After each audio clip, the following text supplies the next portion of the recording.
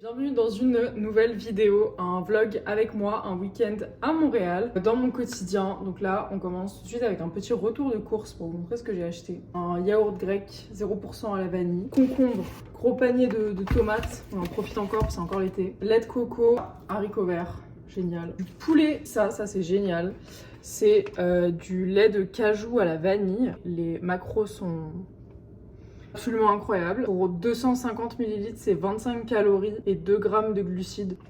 Go-titre de fou, en plus c'est giga bon. Enfin, et ça je vais vous en parler, Monster Mangue, j'ai jamais goûté. Donc en gros faut savoir que à cause de Dauphine, j'ai une addiction aux boissons énergisantes et c'est pas ce que vous pensez. Je détestais les boissons énergisantes jusqu'à il y a pas très longtemps. Genre vraiment je détestais. J'aimais pas du tout le goût, je comprenais pas les gens qui consommaient ça. Un jour, c'était vers la fin du M2 225, il y avait un espèce de truc devant Dauphine. Ils donnaient des boissons énergisantes Celsius et en fait j'en ai pris une parce que je sais pas, je crois que j'avais juste rien à boire et j'avais soif. Vas-y bah c'est gratuit, je prends, je teste. J'ai trouvé ça pas si mauvais. Maintenant avec du recul, les Celsius je trouve ça immonde, mais attendez.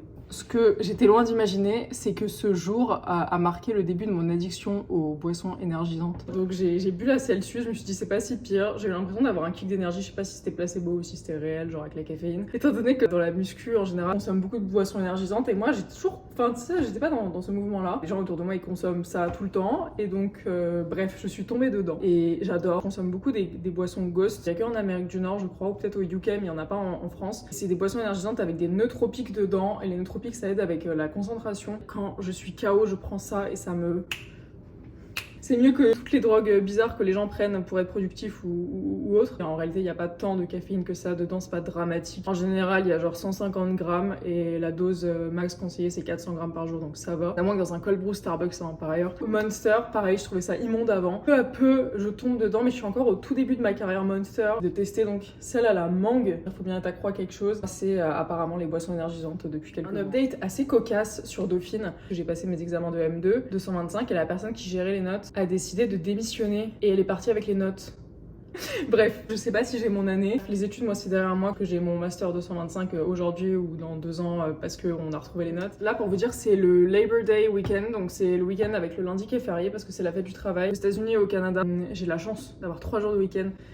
Je vais pas vous cacher, l'été était grave intense. C'est pas du tout ici comme en France. Il y a plein d'entreprises en France où l'activité s'arrête un peu. Ici, c'est vraiment pas trop pareil dans certains secteurs, notamment en finance, c'est toujours vraiment dynamique. Et genre, c'est cool, mais tu sais, c'est quand même fatigant parce que du coup, il y a pas de pause vraiment pour l'été. Et on te dit, ah, c'est la rentrée en septembre, faut être prêt et tout. Mais toi, t'es épuisé de ton été, donc t'es un peu genre, ok, c'est quand est-ce que je peux respirer? Mais le week-end, souvent, on peut respirer. Programme ce week-end, du sport, du shopping, des balades. C'est mardi matin. On part 48 heures à New York avec le travail, donc très sympa. Si un jour on m'avait dit, quand j'étais désespérée en M1 marketing et que j'aurais donné un rein pour avoir le master finance, que là genre on me dit que je pars à New York avec le travail, je pense que j'aurais pas cru. Voilà, un living the dream. Non mais c'est quand même très cool d'avoir ce genre de trip, même si c'est pas toujours évident d'avoir des voyages, des événements etc avec le travail parce que ça vous pète quand même pas mal votre routine, surtout quand vous faites du sport et que vous gérez votre nutrition et tout. Bon, on va se débrouiller. Je vais amener des petits sachets de whey, des petits sachets d'avoine comme j'ai l'habitude de faire et puis on va s'en sortir. Également un autre update intéressant, je suis pas sûre que j'allais en parler mais je vous le dis quand même, je commence une phase de mini cut.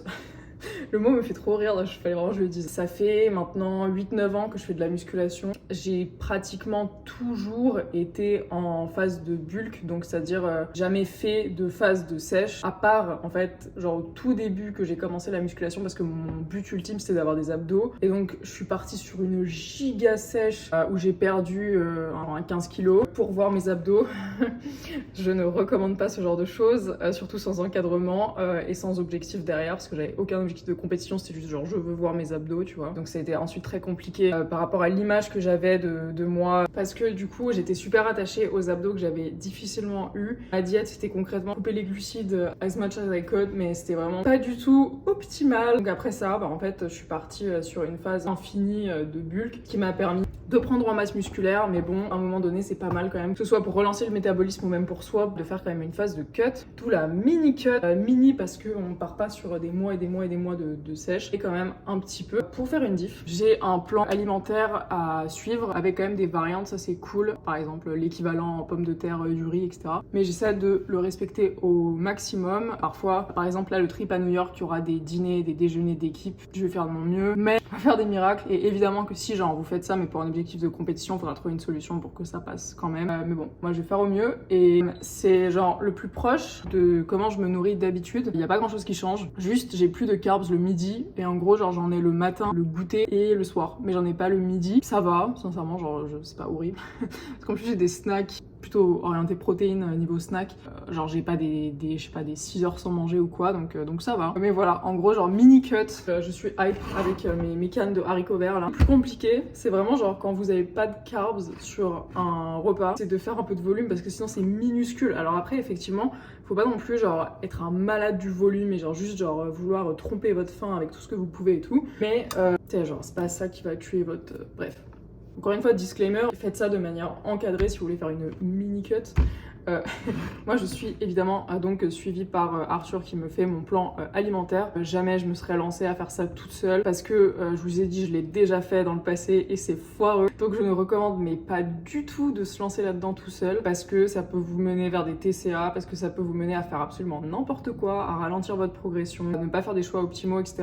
Donc soyez encadrés si vous faites ça et ayez au maximum mon rapport avec la nourriture. Moi l'une des raisons pour lesquelles je passais 8 ans en phase de bulk, c'est parce que vous voyez la phase où genre j'ai séché à la mort, j'ai perdu 15 kilos, j'avais clairement développé des TCA à la fin, enfin tout du long, mais donc à la fin au max. On finit à avoir peur de manger certains aliments, on restreint au maximum le scope de trucs qu'on mange et tout. C'est assez difficile de se défaire de ce genre de patterns. J'ai attendu d'avoir une bonne relation avec la nourriture, j'ai énormément travaillé dessus et je me suis pas pesée en fait pendant, je sais pas, genre 5-6 ans, j'avais aucune idée de mon poids pour vraiment reconstruire mon image, être bien dans mon corps, etc. Et là, je suis à même de pouvoir me peser dans le cadre de cette mini cut sans que ça me traumatise et que genre je le overthink à mort. Mais si vous vous lancez là-dedans, vraiment, faut être sûr d'avoir une bonne relation avec la nourriture et si jamais vous avez eu des TCA dans le passé, il faut être sûr que vous êtes à peu près guéri. Moi, malheureusement, je pense qu'on n'est jamais 100% guéri. On est quand même 99,9% guéri parfois. En tout cas, moi, je me considère que voilà, je sais que je peux me peser sans y penser 45 fois dans la journée et psychoter dessus et tout. Donc c'est pour ça que j'ai trouvé que c'était le bon moment pour faire ça. Et aussi que je suis quand même curieuse de savoir ce qui se cache derrière la petite couche de gras.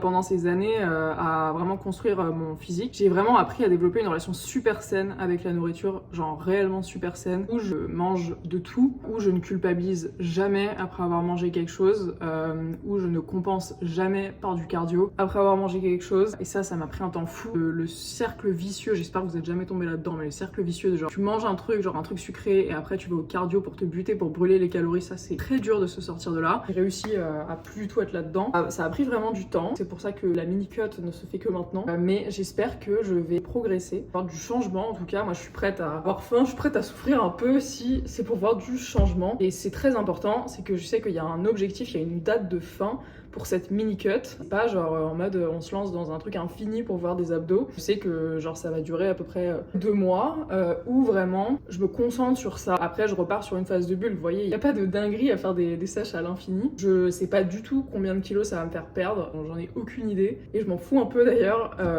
Mais on va voir surtout la différence dans le miroir. Je fais actuellement, faut savoir que je m'étais pas pesée depuis tellement longtemps, j'avais aucune idée de combien je pesais. Mais je fais donc environ 57 kilos, 1m65. Mon point de départ de cette mini cut, je sais pas du tout comment ça va évoluer. Le message à retenir c'est si vous vous lancez là-dedans, faites-le encadré avec un coach et faites-le si vous avez une bonne relation avec la nourriture. Si vous n'êtes pas à même de tomber ou de retomber dans vos TCA, écoutez, moi je suis excitée de savoir comment ça va évoluer. C'est un peu dur le midi. Moi j'adore garder mes carbs pour le soir. Et la moi de 16 ans, elle serait choquée parce que je me souviens que genre vraiment j'avais une phobie des glucides après 18h. Je sais même pas comment c'était arrivé dans notre tête ce truc à l'époque. Mais genre c'était vraiment en mode les glucides après 18h, c'est genre ton ennemi absolu.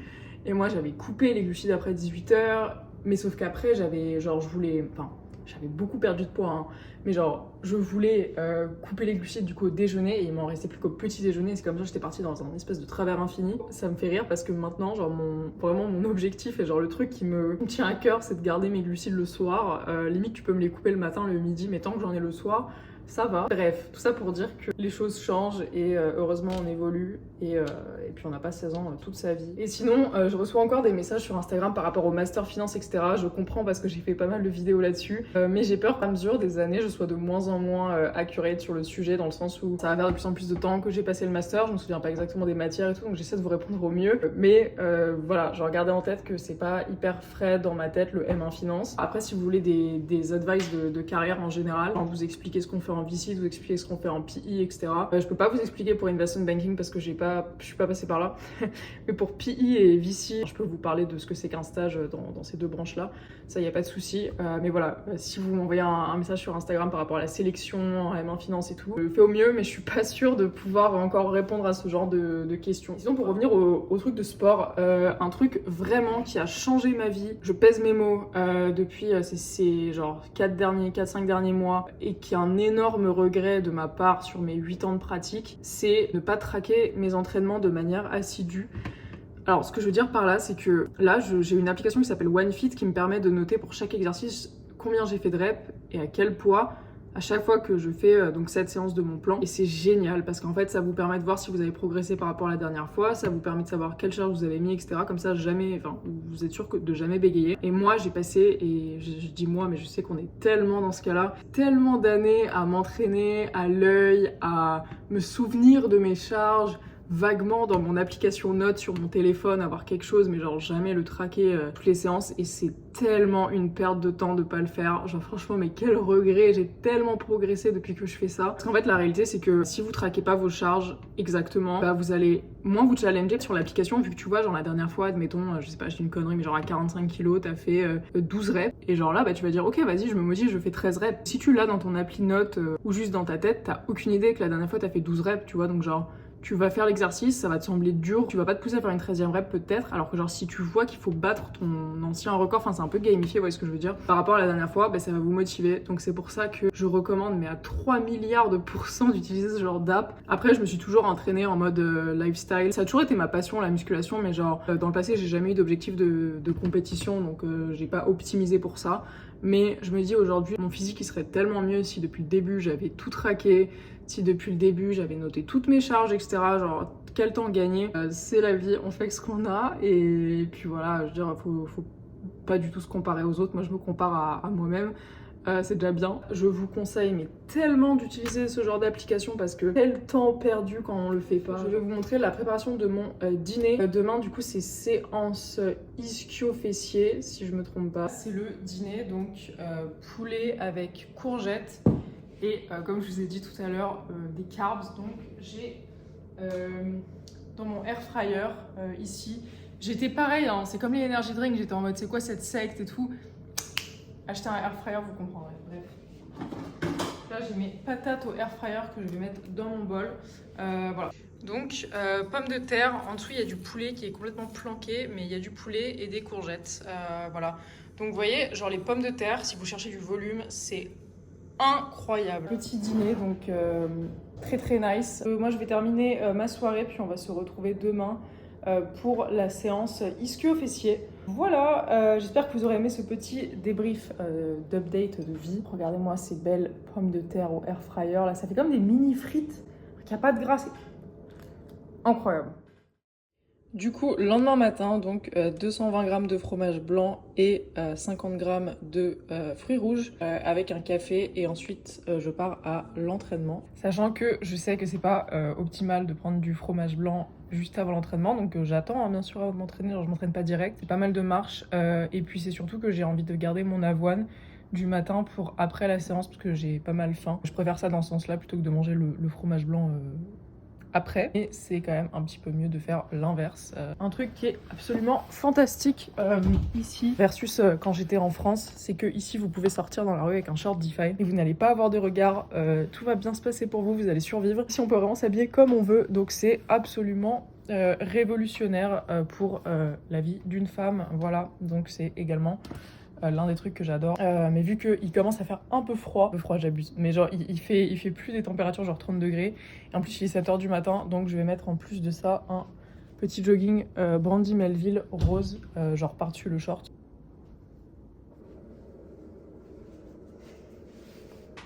Un truc que j'aime plus que tout ici, c'est Bath Body Works.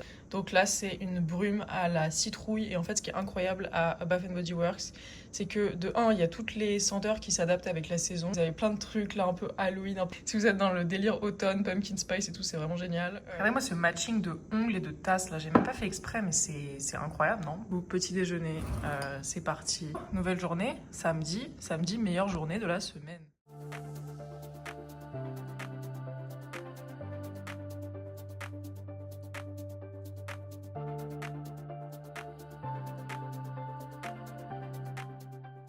Ok, du coup, retour de la salle et donc c'était séance jambes aujourd'hui. Et donc voici le petit porridge donc, que je prends après la salle.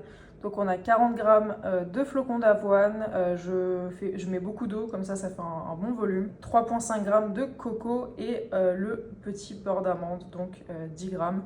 Voilà, avec beaucoup de cannelle, toujours beaucoup de cannelle, surtout que c'est le début de l'automne là. Donc on va même mettre une petite bougie cinnamon, voilà, donc pomme à la cannelle, muscade et ambre. Ça va être parfait avec ça. Je vous ai dit, le déjeuner, j'ai pas vraiment de carbs, c'est juste une minable galette de riz. Mais c'est parce que j'aime bien avoir mes carbs le soir. Donc, on a du poulet et des courgettes, mais il y a aussi une salade. Donc ça, c'est plutôt cool. Avec un tout petit peu de feta. Voilà. Donc, j'ai aussi pour le coup, j'ai aussi un autre snack protéiné à mon déjeuner. Donc un ProBite, donc c'est des snacks qui sont grave populaires ici au Canada. C'est des petits trucs comme ça là, avec 18 grammes de prot par truc. Donc voilà, c'est surtout genre avoir assez de protéines dans sa diète. Moi mon plus gros struggle, donc là au moins je suis sur un plan fixe donc j'ai pas trop le choix. Mais ça clairement très cool. Je vous avoue que c'est plutôt meilleur que ça. Enfin ça j'aime bien mais bon ça voilà. Parce que moi en fait j'ai du mal à manger de la prot en général parce que le poulet j'aime vraiment pas. Alors j'essaye de le faire passer mieux mais franchement c'est pas un truc que je prends du plaisir à manger. Je pense que vous non plus. Mais bon bref voilà donc déjeuner et après on sort. Les ProBite c'est vraiment exquis. Ces petits billes là de whey. 18 grammes de prot, c'est insanement bon donc je profite de ça.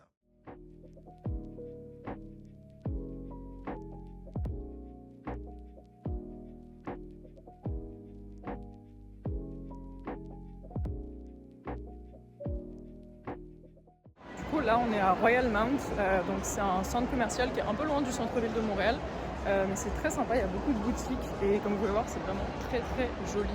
Donc c'est cool quand il pleut, surtout en ce moment, enfin aujourd'hui il pleut, donc c'est un lieu vraiment sympa.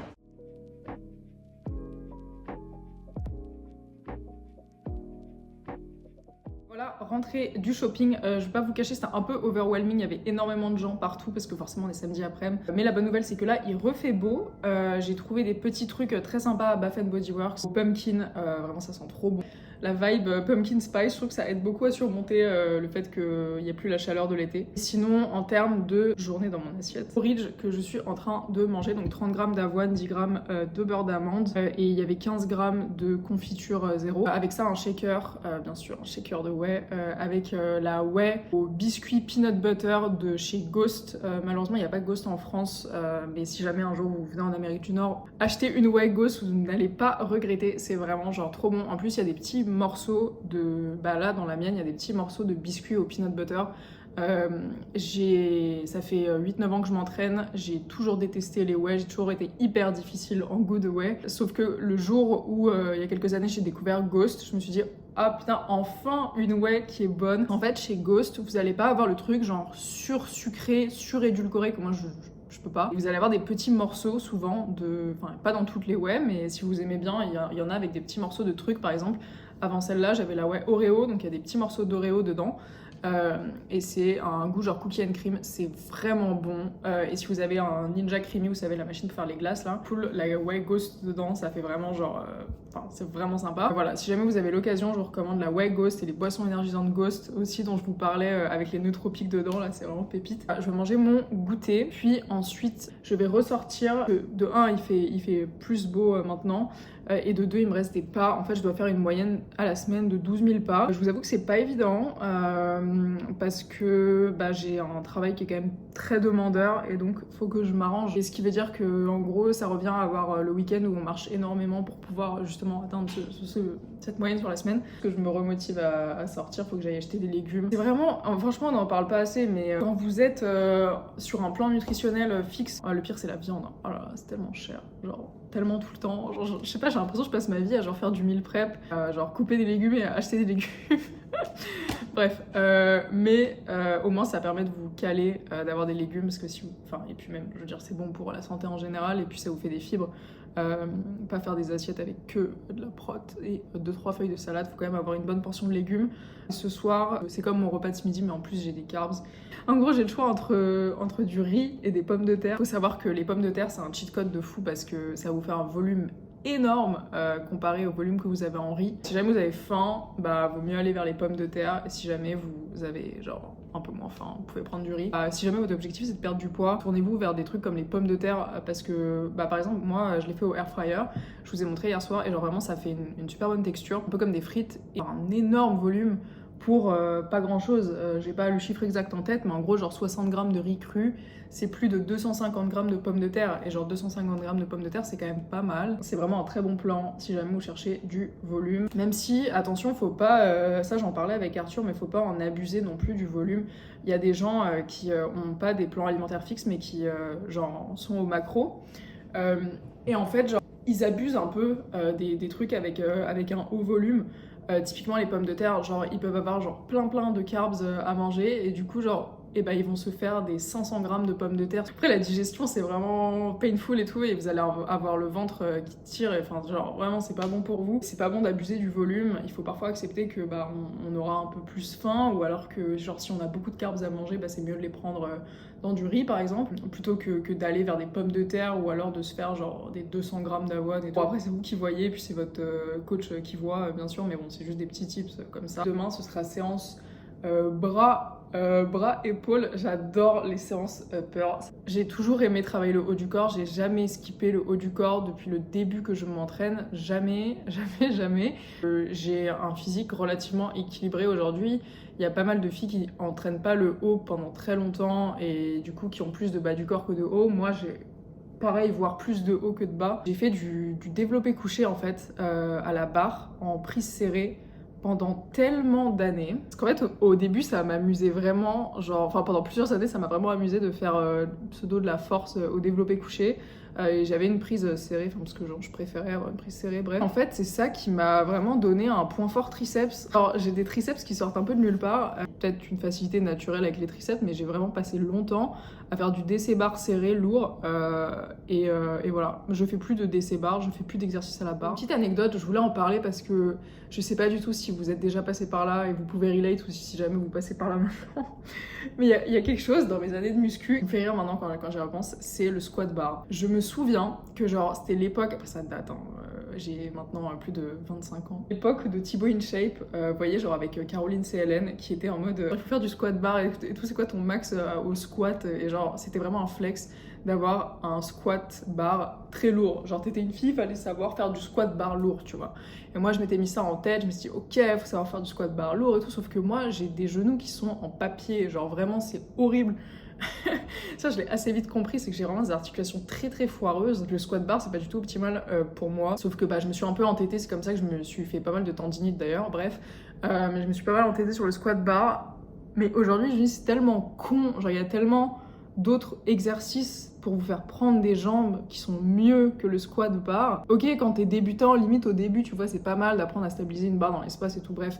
Mais genre, quand tu progresses, genre, il y a quasiment plus personne qui fait du squat bar, genre, c'est vraiment... mais ça m'a juste, parfois ça me fait rire. Je pense au fait que je m'étais tellement matrixée à me dire ah il faut que je soulève lourd au squat bar parce que Quand tu dis que tu fais de la muscu, c'est plus trop le cas aujourd'hui, fort heureusement, mais quand tu disais à l'époque que tu faisais de la muscu, les gens ils étaient là genre, c'est quoi ton max au squat? Alors déjà, je fais pas de la force. Et de deux, genre on s'en fout, tu vois. Et aujourd'hui, en fait ça m'a quand même pris du temps. Ça fait plusieurs années que c'est plus le cas, mais je sais que mes premières années de muscu, j'étais pas mal complexée des charges que je mettais et genre je me comparais beaucoup aux autres là-dessus. Je pense qu'on pour le coup on est beaucoup à être passé par là. Alors je me disais, cette meuf, elle met tant à la presse, moi pourquoi j'y arrive pas et tout. Et avec le temps, j'ai tellement appris qu'on s'en fout, genre vraiment, mais radicalement.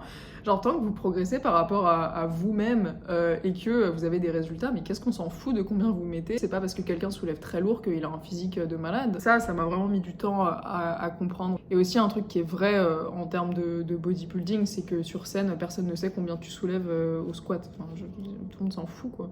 Ce qui compte, c'est le résultat. Donc si jamais vous êtes dans vos premières années de musculation et que vous complexez sur vos charges, arrêtez. Ça give un peu genre t'es triste, arrête, mais c'est vrai, genre franchement ça sert à rien. Ce qui est important c'est que vous progressiez, c'est que vous utilisiez une application comme OneFit où vous pouvez traquer vos charges, c'est tout, et pas plus se casser la tête.